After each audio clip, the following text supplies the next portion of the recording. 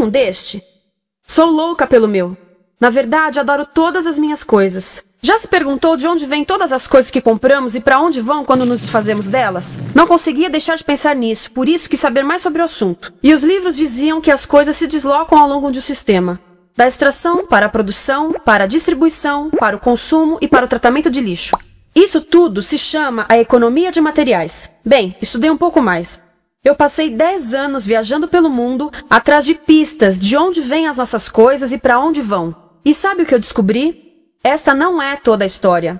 Falta muita coisa nessa explicação. Em primeiro lugar, neste sistema parece que está tudo bem, sem problemas. Mas, na verdade, é um sistema em crise, porque trata-se de um sistema linear. E nós vivemos num planeta finito. E não se pode gerir um sistema linear num planeta finito, indefinidamente. Em todas as suas etapas, este sistema interage com o mundo real. A vida real não acontece numa página em branco. Interage com sociedades, culturas, economias, o ambiente. E durante as etapas, a vida vai se chocando contra seus limites. Limites que aqui não vemos porque o diagrama está incompleto. Então voltemos atrás para preencher alguns espaços e ver o que falta. Uma das coisas mais importantes em falta são as pessoas. Sim, pessoas. As pessoas vivem e trabalham em todas as etapas desse sistema, onde algumas são um pouco mais importantes que outras. Algumas têm maior poder de decisão. Quem são elas? Comecemos pelo governo. Meus amigos dizem que eu devia usar um tanque para simbolizar o governo, e isso é uma realidade em muitos países, e cada vez mais também no nosso. Afinal, mais de 50% dos nossos impostos vão para os militares. Mas vou usar uma pessoa para simbolizar o governo, porque acredito nos valores e na visão de que o governo deve ser das pessoas, pelas pessoas, para as pessoas. A função do governo é olhar por nós, cuidar de nós. Esse é o seu trabalho. Depois vem as corporações. O que leva as corporações a parecerem maiores que o governo é porque elas são maiores que o governo. Atualmente, entre as 100 maiores economias da Terra, 51 são corporações.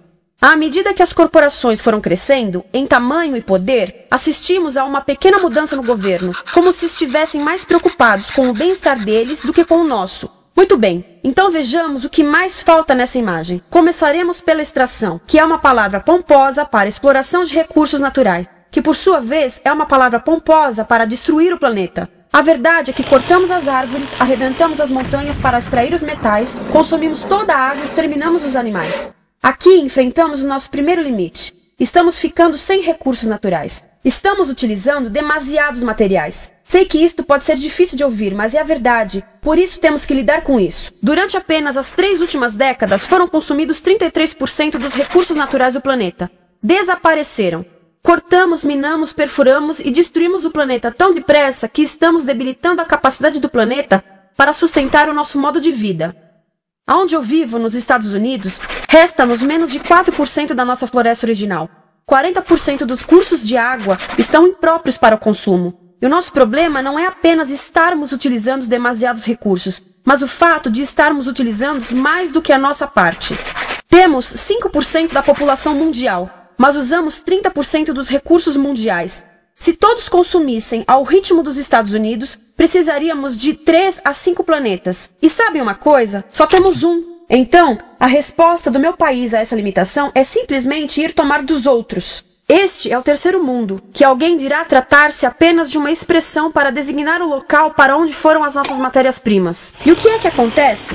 A mesma coisa, destruição do local. 75% das zonas de pesca do planeta estão sendo exploradas ao máximo ou além da sua capacidade. Desapareceram 80% das florestas originais do planeta. Só na Amazônia perdemos 2.000 árvores por minuto, o equivalente a um campo de futebol por minuto.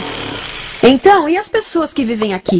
Bem, de acordo com esses sujeitos, eles não são donos desses recursos, mesmo que vivam lá há gerações. Não são donos dos meios de produção, nem compram muitas coisas. Nesse sistema, quem não possui nem compra muitas coisas não tem valor. A seguir, as matérias-primas seguem para a produção, aonde utilizamos energia para misturar químicos tóxicos com recursos naturais para produzir produtos contaminados com tóxicos. Há atualmente no comércio mais de 100.000 químicos sintéticos. Apenas um punhado foi testado para avaliar o seu impacto na saúde, e nenhum foi testado em relação aos impactos sinérgicos na saúde, ou seja, a interação com todos os outros químicos aos quais estamos expostos diariamente. Por isso, desconhecemos o impacto total deles na saúde e no ambiente. Mas sabemos uma coisa: os tóxicos entram e saem. Enquanto continuarmos a introduzi-los nos nossos sistemas de produção industrial, continuaremos a inserir esses tóxicos nos produtos que levamos para nossas casas, trabalho e escolas, e claro, para nossos corpos. Como os BFRs, ou retardantes de incêndio à base de brometo, que tornam as coisas mais resistentes ao fogo, mas são super tóxicos. São neurotóxicos, ou seja, tóxicos para o cérebro. O que é que estamos fazendo usando esses químicos? Apesar disso, os usamos em nossos computadores, eletrodomésticos, sofás, colchões e até alguns travesseiros. Sim, pegamos nossos travesseiros, os revestimos com neurotoxinas, levamos para casa e dormimos por 8 horas com eles. Não sei, mas acho que num país com tanto potencial, poderíamos ter uma maneira melhor de evitar que as cabeças peguem fogo à noite. Sabia que essas toxinas vão se acumulando ao longo da cadeia alimentar e se concentram nos nossos corpos? Sabe qual é o alimento do topo da cadeia alimentar com o nível mais elevado de químicos tóxicos? O leite materno. Isto significa que os menores membros das nossas sociedades, os nossos bebês, recebem as maiores doses de químicos tóxicos das suas vidas a partir do leite das suas mães. Não acha que é uma incrível violação? A amamentação deveria ser o mais importante ato humano de nutrição. Deveria ser algo sagrado e seguro. A amamentação continua a ser o melhor e as mães devem amamentar, mas nós deveríamos proteger esse ato. Eles deviam protegê-lo. Eu pensava que zelavam pelos nossos interesses. As pessoas que mais sofrem com esses produtos químicos são os trabalhadores das fábricas. Muitos são mulheres em idade reprodutiva, que trabalham com toxinas que afetam a gestação, carcinogênicos e muito mais. Agora eu pergunto, que tipo de mulher em idade reprodutiva trabalharia no emprego deste, exposta a estas toxinas, a não ser uma mulher sem outra alternativa? Essa é uma das maravilhas desse sistema. A erosão dos ecossistemas e economias locais, aqui, garante um fluxo constante de pessoas sem alternativas. No mundo, há 200 mil pessoas por dia se deslocando de ambientes que as sustentaram ao longo de gerações para cidades, onde muitas vivem em bairros de lata, à procura de emprego, por mais tóxico que seja. Não só os recursos são desperdiçados ao longo desse sistema, mas também pessoas, comunidades inteiras são desfeitas. Sim, as toxinas entram e saem. Muitas delas saem das fábricas em produtos, e muitas mais saem como subprodutos, ou poluição. E estamos falando de muita poluição. Nos Estados Unidos, as indústrias admitem liberar mais de 1.800.000 quilos de químicos tóxicos por ano. Deve ser muito mais, porque isso é o que eles admitem. Trata-se de outro limite, porque quem quer ver e respirar 1.800.000 quilos de químicos tóxicos por ano? Então o que eles fazem? Mudam as fábricas poluidoras para o estrangeiro, para poluir outros países. Mas, surpresa, grande parte dessa poluição volta para nós trazida pelo vento. E o que acontece depois de todos os recursos naturais serem transformados em produtos? Passam por aqui, para a distribuição, o que significa vender todo o lixo contaminado com toxinas o mais rápido possível.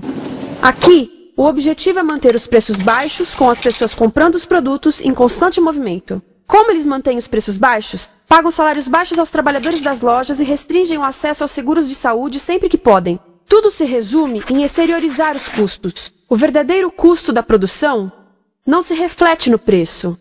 Em outras palavras, não pagamos aquilo que compramos. Outro dia estive pensando nisto.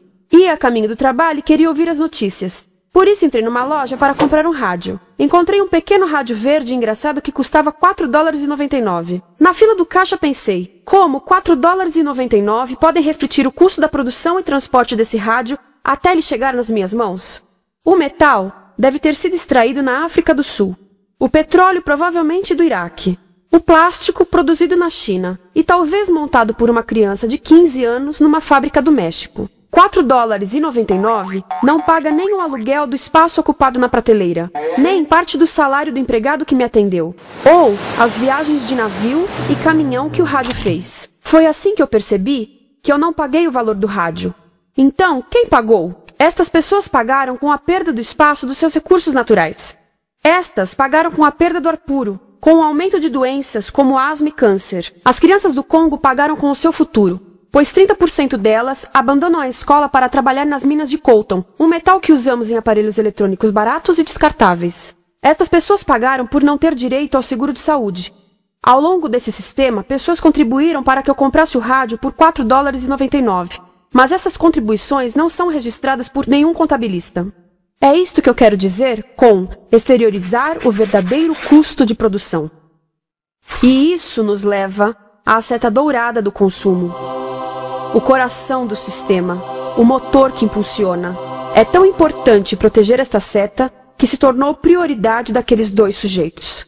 É por isso que após o 11 de setembro, quando nosso país estava em choque, o presidente Bush poderia ter sugerido fazer luto, rezar, ter esperança, mas não, ele disse para fazermos compras. Compras!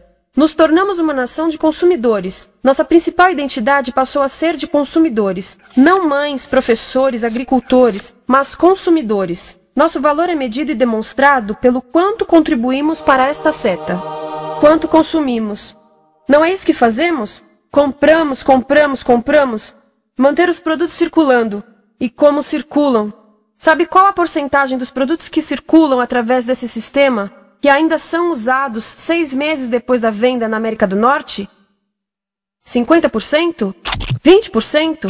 Não, 1%. 1. Em outras palavras, 99% das coisas que nós cultivamos, processamos, transformamos, 99% das coisas que percorrem o sistema são lixo em menos de 6 meses. Como é que podemos gerir um planeta com esse nível de rendimento? Mas não foi sempre assim.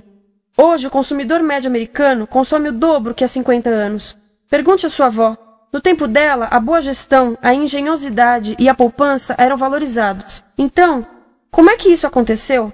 Bem, não aconteceu simplesmente. Foi planejado. Pouco depois da Segunda Guerra Mundial, estes sujeitos estudavam a forma de impulsionar a economia. O analista de vendas Victor Lebow articulou a solução que se tornaria a norma de todo o sistema. Ele disse: a nossa enorme economia produtiva exige que façamos do consumo a nossa forma de vida, que tornemos a compra e o uso de bens em rituais, que procuremos a nossa satisfação espiritual, a satisfação do nosso ego no consumo. Precisamos que as coisas sejam consumidas, destruídas, substituídas e descartadas a um ritmo cada vez maior. O conselheiro econômico do presidente Eisenhower disse: o principal objetivo da economia americana é produzir mais bens de consumo. Mais bens de consumo? O nosso principal objetivo? Não é providenciar cuidados médicos, ou educação, ou transportes seguros, ou sustentabilidade, ou justiça? Bens de consumo? Como é que eles nos fizeram adotar esse sistema de forma tão entusiástica? Bem, 2 das suas estratégias mais bem-sucedidas são a obsolescência planejada e a obsolescência perceptiva. A obsolescência planejada é uma outra forma de dizer criado para ir para o lixo. Eles fazem as coisas de modo que sejam inúteis tão rápido quanto possível para jogarmos fora e voltarmos a comprar. Isso é óbvio em sacolas ou copos de plástico, mas verifica-se isso em coisas maiores como esfregões, DVDs, máquinas fotográficas, churrasqueiras, quase tudo, até computadores. Já reparou que quando compra um computador, a tecnologia muda tão rápido que em poucos anos se torna quase um impedimento para a comunicação? Fiquei curiosa e abri um desses computadores para ver o que tinha dentro, e descobri que a peça que se muda a cada ano é apenas uma pecinha no canto. Mas não se pode mudar apenas essa peça, porque cada nova versão tem um formato diferente. Tem que jogar tudo fora e comprar um novo. Estive lendo sobre o design industrial da década de 50, quando a obsolescência planejada começou a aparecer. Esses designers eram muito claros sobre o assunto. Chegavam a debater quão rápido conseguiam que um aparelho avariasse, mas de modo que o consumidor mantivesse fé suficiente para ir comprar outro. Foi tão intencional, mas as coisas não avariam suficientemente rápido para manter essa seta funcionando. Por isso existe também a obsolescência perceptiva. A obsolescência perceptiva nos convence a jogar fora coisas que ainda são perfeitamente úteis. Como fazem isso? Mudam a aparência das coisas. Por isso, se comprou suas coisas há alguns anos, todos percebem que você não tem contribuído para essa seta. E como o nosso valor depende da nossa contribuição para essa seta, isso pode ser embaraçoso. Por exemplo, se eu tiver o mesmo monitor de computador gordo e branco na minha mesa por 5 anos e a minha colega tiver comprado um computador novo, ela vai ter um monitor plano brilhante que combina com o computador, com o celular e até com as canetas. Ela parece estar operando uma nave espacial e eu pareço que tenho uma máquina de lavar na mesa.